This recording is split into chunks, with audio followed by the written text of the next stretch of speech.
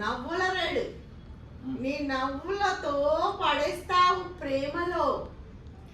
వెన్నెల లాంటి నీ నవ్వులో వెచ్చని మమతలెల్లిన పూలన్నీ రాలి బంధాలకు అనుబంధాలను జోడిస్తూ రహదారిని పరుస్తావు కదా.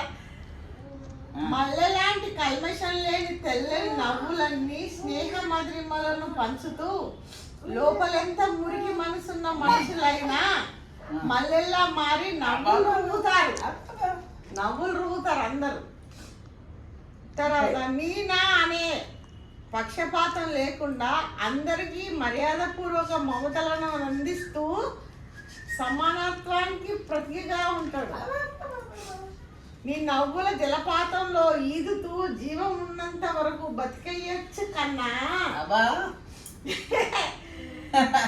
నీ నవ్వులను చూసి మేమంతా నేర్చుకోవాలి.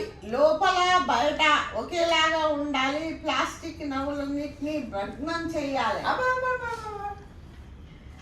ఏది దొరికితే అది నోట్లో పెట్టుకుంటావు కానీ మాకులాగా కడుపులో పెట్టుకోవు ఏ విషయాన్నైనా. అర్థమైందానే?